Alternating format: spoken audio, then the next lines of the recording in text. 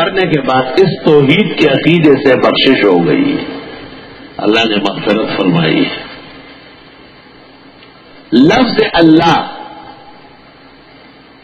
مولانا فضل الرحمان صاحب گنج مراد آبادی جیسے دیوبند کے بزرگوں کا بڑا مولانا رشید احمد گنگوئی ہے، اس طرح اس زمانے میں ایک بزرگ تھے مولانا فضل الرحمان صاحب گنج مراد آبادی، وہ شاہ عبد العزیز کے براہ راست شاگرد تھے حدیث میں، اس نسبت میں وہ ہمارے اکابر سے پڑے، وہ بھی ہمارے اکابر ہیں۔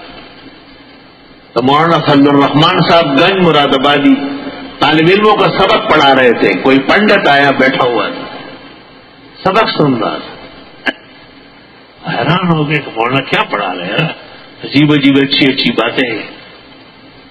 اچانک کہا مولوی جی مجھے خدا سمجھا دو، اللہ کیا چیز ہے؟ مولانا یک دم دیکھتے ہی کہا من موہن، من موہن جو تیرا دل لے، جو تیرے دل میں تصرف کرے، دل اسی کے اختیار میں چل رہا ہے، گھٹا تو پڑا کچھ بھی نہیں ہو سکتا، وہی ہارٹ فیل ہو گیا اور حرکت قلب بند ہو گئی۔ کیوں بند ہو گئی؟ اللہ کا حکم آیا ہے۔ من موہن، پنڈت کچھ دیر بیٹھا رہا، جب درس ختم ہونے لگا حضرت سے کہا حضرت مجھے بھی طالب علم بنا ہی دو، یعنی کلمہ پڑھا، مسلمان ہو گیا۔ ہندو بڑے شور شرابہ کرنے آئے، پنڈت جی نے کہا کیا کروں، اب تک خدا ہی کو نہیں سمجھتا تھا، مولوی نے کہا من موہن، خدا کی پوری عظمت دل میں بیٹھ گئی، ہندی کا لفظ ہے من موہن۔ لفظ اللہ یہ عالم ذات ہے، اللہ تعالیٰ کا ذاتی نام ہے، بغیر اضافت کے جائز نہیں ہے۔ عبداللہ کو اللہ نہیں کہہ سکتے، تو عبد الرحمان کو بھی کہتے رحمان نہیں کہنا چاہیے، کیونکہ قل ادعوا اللہ او ادعوا الرحمن ایما تدعوا فلہ الاسماء الحسنی۔ اللہ اکبر کبیرہ۔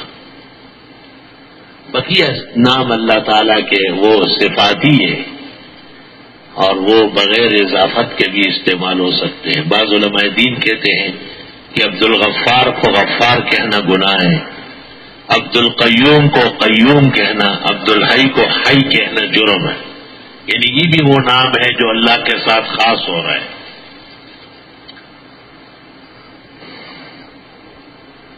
ناموں میں بہت احتیاط چاہیے اور آداب چاہیے۔ لفظ اللہ، متکلمین کہتے ہیں کہ لفظ اللہ کا معنی ہے وہ عالم لذات واجب الوجود، اس خدا کا نام ہے جو ہمیشہ سے ہے اور ہمیشہ رہے گا۔ المستجمع لجمیع صفات الکمالیہ، اور وہ جامع ہے تمام کمالات کو، قبائح رذائل خباستیں منسوب نہیں ہوگی، عیوب قبح سے منزہ ماوراء الورا ہے اللہ۔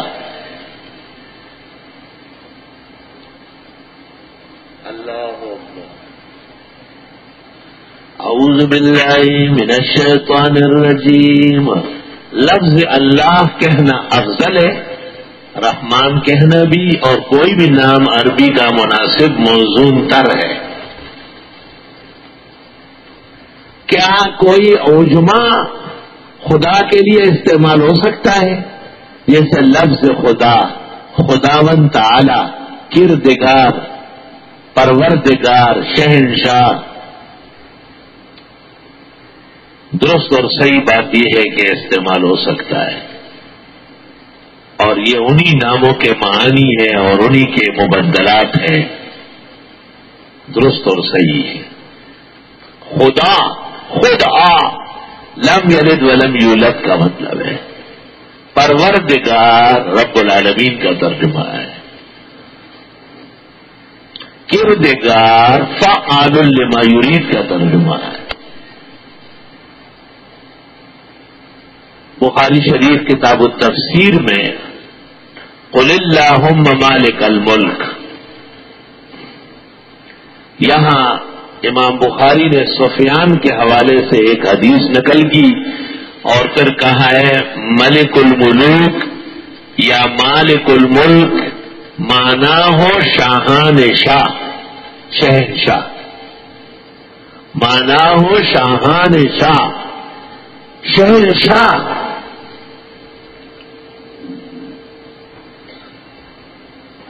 چنانچہ علماء دین کہتے ہیں کہ رسول اکرم صلی اللہ علیہ وسلم کو یا کسی عالم دین کو یا بادشاہ وقت کو شہنشاہ کہنا ٹھیک نہیں،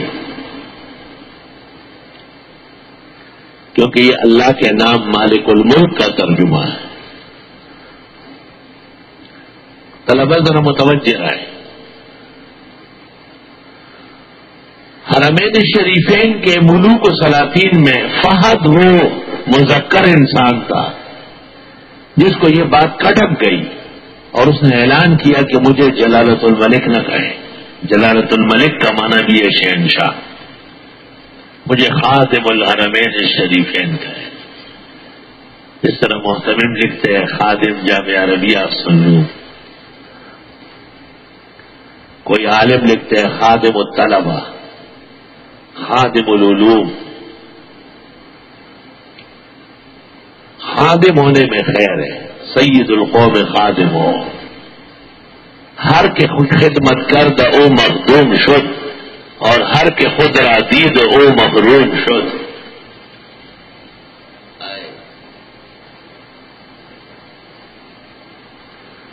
لا الہ الا اللہ۔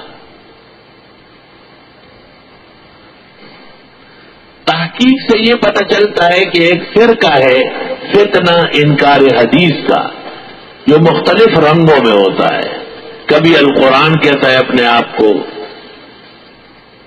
اور کبھی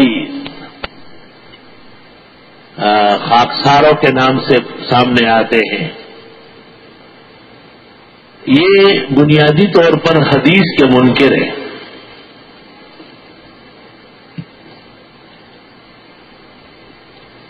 انہوں نے یہ دیکھا کہ یہ لوگ دین سے ہٹتے نہیں بالکل، کیونکہ یہ اپنے علماء کے ساتھ چمٹے ہوئے، ان کے دامن پکڑے ہوئے، تو علماء سے بے اعتمادی پیدا کرنے کے لیے کہنا شروع کیا کہ خدا نہ کہو، یہ تو ایران کے خداؤں کے نام ہیں، یزدان اور اہرمن۔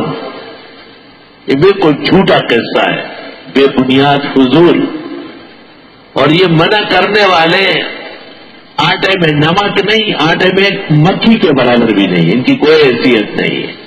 درست اور صحیح ہے کہ اس زمانے میں فتنہ انکار حدیث کے مقابلے میں خدا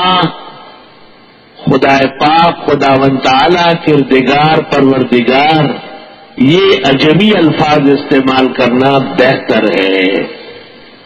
ردن علی منکرہ فتنۃ فی عداوت الاسلام۔